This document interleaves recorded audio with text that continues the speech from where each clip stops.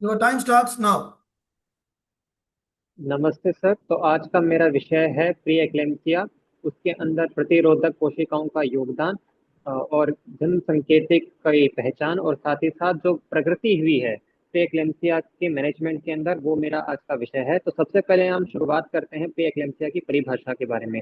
जब किसी गर्भवती स्त्री के अंदर गर्भ अवस्था की 20 सप्ताह के बाद में अगर उसके अंदर जो रक्तचाप है उसमें हमें वृद्धि देखने को मिलती है, और साथ ही साथ उसके अंदर जो उसका मूत्र है, प्रोटीन मूत्रता अपने को देखने को मिलती है, और साथ ही साथ उसके मस्तिष्क, गुर्दे या लीवर यानी यकृत के अंदर हमें कोई विशेष बदलाव देखने को मिलता है, तो उसे हम प्री एक्लेम्सिया कहते हैं। तो अब हम आगे चलते हैं कि इसकी इटियोपैथोलॉजी यानी कारण विकास प्रक्रिया क्या है, और इसके अंदर जो प्रतिरोधक कोशिकाएं हैं उनका क्या योगदान है। तो हमें पता है कि जो भ्रूण होता है, फीटस होता है, उसके अंदर जो भ्रूण होता है वो अर्ध पराया होता है गर्भवती स्त्री की कोशिकाओं के लिए, क्योंकि वो 50% पराया होता है। तो जो गर्भवती स्त्री की प्रतिरोधक कोशिकाएं हैं, इम्यून सेल्स हैं, खास करके प्राकृतिक हत्यारी कोशिकाएं, उन्हें उसे उस पर आक्रमण करना चाहिए। पर ऐसा नहीं होता। ऐसा इसलिए नहीं होता क्योंकि इससे पहले एक डेसिडुअल रिएक्शन होता है। डेसिडुअल रिएक्शन के अंदर जो नेचुरल किलर सेल्स हैं, सामान्य नेचुरल किलर सेल्स हैं, उनको डेसिडुअल नेचुरल किलर सेल्स बनाया जाता है। ये जो डेसिडुअल नेचुरल किलर सेल्स होती हैं, इनकी एक खासियत होती है, वो ये है कि इनके ऊपर CD56 डिम नाम का कीमोकाइन नहीं होता, बल्कि CD56 ब्राइट नाम का कीमोकाइन होता है। और ये जो कोशिकाएं होती हैं, ये जो ट्रोफोब्लास्ट है, जो भ्रूण की एक परत है, ट्रोफोब्लास्ट कोशिकाएं हैं, उनके ऊपर आक्रमण नहीं करती, बल्कि उनको और मदद करती है, सहायता करती है कि वो अंदर प्रवेश करें एंडोमेट्रियम के। इसके अलावा जो HLA होता है, यानी कि उत्तक अनुकूलता संकुल, यानी HLA, तो जो हमारी साधारण कोशिकाएं होती हैं उनके ऊपर HLA-A, HLA-B और HLA-C पाया जाता है, जिसके संपर्क में आते ही जो नेचुरल किलर सेल्स हैं उस पर आक्रमण कर देंगी। परंतु जो ट्रोफोब्लास्ट की कोशिकाएं होती हैं उनके ऊपर HLA-G पाया जाता है। तो जैसे ही डेसिडुअल नेचुरल किलर सेल्स के संपर्क में आता है, तो वो उसे न्यूट्रलाइज कर देता है। इसके अलावा जो डेसिडुअल नेचुरल किलर सेल्स होती हैं, इनकी खासियत होती है ये दो प्रकार के पदार्थों को स्रावित करने में सहायता करती हैं, जैसे कि VEGF और PIGF। ये जो VEGF और PIGF होते हैं, ये सहायता करते हैं कि जो ट्रोफोप्लास्ट कोशिकाएं हैं वो एंडोमेट्रियम के अंदर प्रवेश करें, जो सर्पिल धमनियां हैं उसको चौड़ा करें, और साथ ही साथ उसका जो रेजिस्टेंस है, जो उसका रोधक है, प्रतिरोध है, उसको कम कर दें।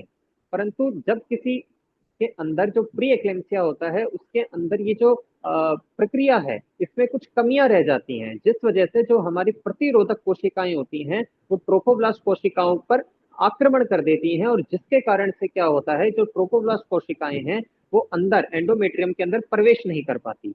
जब वो अंदर प्रवेश नहीं कर पाती तो जो सर्पिल धमनियां हैं वो सकड़ी रह जाती हैं, और सर्पिल धमनियां जो हैं उनके अंदर उच्च प्रतिरोध हो जाता है, वो हाई रेजिस्टेंस की हो जाती हैं, जिस कारण जो अपरा यानी प्लेजेंटा है उससे प्रॉपर अच्छे तरीके से रक्त प्रवाह नहीं हो पाता, जिस वजह से जो प्लेजेंटा है कुछ पदार्थों को स्रावित करता है, जैसे कि एस SFLT1, यानी कि soluble FMS light tyrosine kinase. ये जो पदार्थ होते हैं, ये जो साधारण धमनियां होती हैं जो गर्भवती स्त्री में साधारण रूप से पाई जाती हैं, उनके अंदर अंत स्तरीय स्थिरता ला देता है, यानी एंडोथीलियल डिस्फंक्शन कॉज कर देता है, जिसकी वजह से जितनी भी धमनियां किसी गर्भवती स्त्री में होती हैं वो सब संकुचित हो जाती हैं, वैसो कंस्ट्रिक्शन हो जाता है। तो संकुचित होने की वजह से वहां पर क्या है कि जो रक्त प्रवाह है वो तेज हो जाता है। इसके अलावा जब रक्त प्रवाह तेज हो जाता है, तो जो उत्तक होते हैं, टिश्यू होते हैं, उनके अंदर रक्त का जो तरल भाग होता है, जो फ्लूइड होता है, उसका गिरना भी ज्यादा हो जाता है। इसके अलावा जो किडनी है, गुर्दे हैं, उनके अंदर भी जब ये ब्लड जाता है तो वहां पर जो प्रोटीन है वो ज्यादा प्रोटीन मूत्रता अपने को देखने को मिलती है। इसके अलावा ये थी जो इम्यून सेंसर प्रतिरोधक कोशिकाएं हैं उनका योगदान। इसके अंदर सबसे ज्यादा योगदान जो होता है वो नेचुरल किलर सेल्स का होता है, जो कि डेसिडुअल किलर सेल्स के अंदर कन्वर्ट हो जाती है। इसके अलावा जो दूसरी कोशिकाएं होती हैं, जो टी सेल्स होती हैं, जो टी कोशिकाएं होती हैं, उनका भी एक बड़ा योगदान होता है। टी कोशिकाएं जो होती हैं वो एक कंट्रोल रखती हैं, वो पूरी तरीके से देखती हैं कि कहीं जो सेल्स हैं वो अटैक तो नहीं कर रही हैं, वो आक्रमण तो नहीं कर रही हैं प्लेजेंटल सेल्स के ऊपर। लेकिन जब किसी के प्री एक्लेम्पसिया हो जाता है तो ये जो प्रक्रिया है इसमें बाधा आ जाती है। इसके बाद आता है D6 अणु यानी D6 मॉलिक्यूल। तो D6 मॉलिक्यूल है वो एक प्रकार का ग्राही है, रिसेप्टर है, जो क्या करता है, सूजन पैदा करने वाले जो कीमोकाइंस है उनके साथ बाइंड करके उनको नष्ट कर देता है। तो सूजन पैदा करने वाले जब कीमोकाइंस नष्ट हो जाते हैं तो उस वजह से क्या होता है कि प्रोटेक्शन मिलती है ट्रोफोब्लास्ट को। इसके अलावा B7-1 और B7H1 की भूमिका, हमारे शरीर के अंदर जो प्रतिरोधक तंत्र है, इम्यून सिस्टम है, उसके अंदर दो प्रकार की एक तंत्र होता है। एक होता है TH1 और एक TH2। TH1 जो होता है वो होता है प्रो इन्फ्लामेटरी, यानी उसका जो मुख्य कार्य होता है, उसका मुख्य कार्य होता है सूजन पैदा करना या फिर इन्फ्लामेशन पैदा करना। जबकि जो TH2 होता है उसका काम होता है सूजन को कम करना या जो एंटी इन्फ्लामेटरी फैक्टर रिलीज करना। तो होता क्या है, जो B7-1 है, B7-1 जो है वो आता है TH2 सिस्टम में और B7H1 आता है TH1 सिस्टम के अंदर। तो जब इन TH1 और TH2 जो तंत्र हैं इनका जो बैलेंस होता है जब बिगड़ जाता है तो उसकी वजह से प्री एक्लेम्पसिया हो जाता है। ये देखा गया है कि जिन औरतों में प्री एक्लेम्पसिया होता है उसके उनके अंदर BH1 की जो मॉलिक्यूल की जो आबादी होती है वो ज्यादा होती है। इसके अलावा अब हम आते हैं जैव संकेतक की पहचान यानी बायोमार्कर। जैव संकेतक का मतलब होता है वो पदार्थ जो या तो बढ़ जाते हैं या घट जाते हैं और बढ़कर या घटकर किसी रोग के बारे में बताते हैं कि हुआ है कि नहीं हुआ है। तो हमारे शरीर में जब जब किसी गर्भवती स्त्री को प्री एक्लेम्पसिया हो जाता है तो प्रतिवाहिनी निर्माण विरोधी कारक यानी कि एंटी एंजियोजेनिक फैक्टर्स जो होते हैं वो बढ़ जाते हैं, जैसे कि SFLT1 और SENG। इसके अलावा जो रक्त वाहिनी निर्माण प्रोत्साहक यानी प्रो एंजियोजेनिक फैक्टर जो होते हैं वो घट जाते हैं, जैसे VEGF और PIGF। इसके अलावा जब तेज प्रवाह में बहता हुआ रक्त जब हमारे यकृत तक पहुंचता है और वो यकृत को नुकसान पहुंचाता है तो हमारा जो यकृत है, लीवर है, वो भी दो एंजाइम रिलीज करता है, दो प्रोत्साहक रिलीज करता है, स्रावित करता है, जैसे एलेनिन अमीनो ट्रांसफरेज और एस्पार्टेट अमीनो ट्रांसफरेज। इनका बढ़ जाना भी ये इस बात का प्रमाण होता है कि ये जो गर्भवती स्त्री है इसके प्री एक्लेम्पसिया हो चुका है। इसके अलावा LDH का बढ़ जाना, LDH क्योंकि हमारे जो गर्भवती स्त्री है उसके अंदर रक्तचाप बढ़ गया है, तो रक्तचाप बढ़ जाने की वजह से वो जो स्त्री है उसके अंदर हीमोग्लोबिन की कंसंट्रेशन हमें ऐसा महसूस होगा कि बढ़ गई है। साथ ही साथ उसके अंदर हीमोलाइसिस मतलब कोशिकाओं का टूटना भी उसके अंदर ज्यादा होगा। जिस वजह से क्या होगा, जब ज्यादा रेड ब्लड सेल्स लाल रक्त कोशिकाएं टूटेंगी तो LDH ज्यादा निकलेगा, जिसकी वजह से जो सीरम है उसके अंदर LDH जो होगा वो बढ़ जाएगा। इसके अलावा जब ये उच्च रक्तचाप जब हो जाएगा तो ग्लोमेरुलस फिल्ट्रेशन वो भी कम हो जाएगा किडनी के अंदर, जिसकी वजह से जो यूरिक एसिड है वो बढ़ जाएगा और क्रिएटिन बढ़ जाएगा। इसके अलावा जितने भी वैसो कंस्ट्रिक्शन करने वाले फैक्टर है, जो रक्त प्रवाहिनी निर्माण विरोध जो कि ब्लड वेसल्स को सिकुड़ा बना देते हैं, रक्तवाहिनी संकुचन कारक जो हैं वो हमारे जो गर्भवती स्त्री है उसके अंदर बढ़ जाएंगे, जैसे थ्रोम्बोक्सिन A2 का बढ़ जाना और प्रोस्टासाइक्लिन का घट जाना। प्रोस्टासाइक्लिन घट जाएगा जो वैसो डायलेशन का काम करता है। इसके अलावा अब हम चलते हैं कि प्री एक्लेम्पसिया के उपचार के लिए हमने नई टेक्नोलॉजीज कौन सी डेवलप की है प्री एक्लेम्पसिया के उपचार के नवीन प्रगति। तो सबसे पहले जो अब तक हम करते आ रहे थे, अब तक कभी भी किसी स्त्री के अगर एक्लेम्पसिया प्री एक्लेम्पसिया हो जाता था तो उसके लिए हम ज्यादातर एंटी हाइपरटेंसिव ड्रग्स देना प्रेफर करते थे, जिसके अंदर सबसे ज्यादा आता है लेबेटालोल और दूसरा आता है नेफिडिपिन।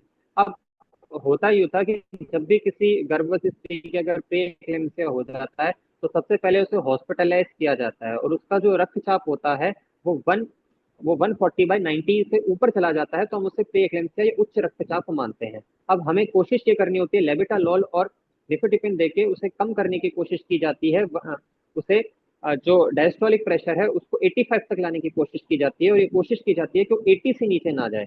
इसके अलावा उस गर्भवती स्त्री को कोर्टिकोस्टेरॉइड्स दिए जाते हैं। कोर्टिकोस्टेरॉइड्स इसलिए दिए जाते हैं ताकि कभी अगर प्री टर्म डिलीवरी करनी पड़े तो प्री टर्म डिलीवरी की कंडीशन में जो बच्चा पैदा होगा उसके लंग्स ज्यादा डेवलप्ड नहीं होंगे, इसलिए पहले से ही कोर्टिकोस्टेरॉइड्स दिए जाते हैं। और एक्लेम्पसिया अगर हो तो उस केस में MgSO4 मैग्नीशियम सल्फेट दिया जाता है और ये कोशिश की जाती है कि जो स्त्री है उसकी जल्द से जल्द डिलीवरी कर दी जाए। इसके अलावा जो अब नए उपचार आए हैं, ये देखा गया है कि जब किसी के प्री एक्लेम्पसिया हो जाता है तो उसका एक फैक्टर थ्रोम्बोसाइटोपिनिया भी है। क्योंकि प्लेटिलेट्स का एग्रेशन होने लग जाता है प्री एक्लेम्सिया के अंदर। तो इसलिए उसके लिए क्या किया जाता है, एस्प्रिन दी जाती है जब पहले से पता चल जाए। इसके अलावा जो आजकल एक आ रहा है वो है बायोमार्कर्स का यूज, क्योंकि बायोमार्कर्स का यूज करके बहुत पहले से पता लगा लिया जाता है कि इस स्त्री के प्री एक्लेम्सिया है या नहीं है। तो बायोमार्कर्स के अंदर जो सबसे बड़ा आता है वो होता है अनुपात। SIFLT का जो रेशो है PIGF के साथ देखा जाता है, और इस रेशो से पता लगा लिया जाता है कि इसके प्रीएक्लेम्सिया है या नहीं है। इसके अलावा जो दूसरे बायोमार्कर्स होते हैं जैसे कि लीवर के एंजाइम, इसके अलावा एक बायोमार्कर का यूज हो रहा है वो है USA1, यानी euro endothelial cancer associated biomarker. ये जो होता है ये घट जाता है अगर किसी की प्री एक्लेम्सिया है तो। इसके अलावा आजकल कैल्शियम का यूज किया जाने लग गया है। और इसके अलावा माइक्रो आरएनए को नापना। माइक्रो आरएनए कुछ ऐसे आरएनए होते हैं जो नॉन कोडिंग आरएनए होते हैं, पर ये किसी प्रोटीन का बनना या उसका टूटना तय करते हैं। तो कुछ माइक्रो आरएनए ऐसे होते हैं जो प्री एक्लेम्सिया वाली गर्भवती स्त्री में बढ़ जाते हैं, और कुछ ऐसे होते हैं जो घट जाते हैं। तो कौन सा माइक्रो आरएनए बढ़ा है, कौन सा घटा है, उसकी मदद से भी ये देखा जा सकता है कि इसकी प्री एक्लेम्सिया है या नहीं है। इसके अलावा इलेक्ट्रॉन हेल्थ रिकॉर्ड का इस्तेमाल, आजकल AI टेक्नोलॉजी की मदद से जो डाटा है वो फीड कर दिया जाता है मशीन के अंदर, और इलेक्ट्रॉन हेल्थ रिकॉर्ड की मदद से जो है प्री एक्लेम्सिया जो है उसका पता लगाया जाता है। इसके अलावा जो आजकल टेक्नोलॉजी आ रही है वो आ रही है cell free DNA. Cell free DNA एक ऐसे डीएनए के सेगमेंट्स होते हैं जो बॉडी की नॉर्मल सेल से टूटकर अलग हो चुके होते हैं। ये सामान्य मनुष्य के अंदर नहीं पाए जाते, पर जिस गर्भवती स्त्री की प्री एक्लेम्सिया है उसके अंदर ये जो फ्री सेल फ्री डीएनए होते हैं ये पाए जाते हैं। जब किसी भी अंग से सेल फ्री डीएनए निकलता है तो वो सेल फ्री डीएनए जो होता है उसका मिथाइलेशन हो जाता है, पर मिथाइलेशन का पैटर्न अलग होता है। अगर लीवर का सेल फ्री डीएनए है तो उसका मिथाइलेशन पैटर्न अलग होगा, और प्लेजेंटा का है तो उसका अलग होगा। तो जो सेल फ्री डीएनए है उसका मिथाइलेशन जो है उसको चेक करके पता लगाया जा सकता है। अगर वो प्लेजेंटा का सेल फ्री डीएनए है तो अपने को पता चल जाएगा कि प्री एक्लेम्सिया हुआ है स्त्री के अंदर। इसके अलावा अभी जो टेक्नोलॉजी डेवलप हुई है वो है रेटिनल वेस्कुलर इमेजिंग। मतलब AI की मदद से जो रेटिना है, वैसो कंस्ट्रिक्शन की वजह से जो रेटिना है उस पर भी इफेक्ट पड़ेगा। तो रेटिना पे किस प्रकार का इफेक्ट पड़ रहा है उसकी मदद से ये पता लगा लिया जाता है कि ये जो गर्भवती स्त्री है इसके प्रेक्लेम्सिया है या नहीं है। और इसकी एक बहुत ही खास बात होती है कि प्री एक्लेम्सिया का सबसे बड़ा कारण है कि क्यों इसकी वजह से ज्यादा डेथ हो रही है, वो ये है कि जो प्री एक्लेम्सिया है इसके अंदर बहुत लेट पता चलता है, और इसका अब तक साइंटिस्ट एक प्रॉपर तरीके से इलाज नहीं ढूंढ पाए हैं। पर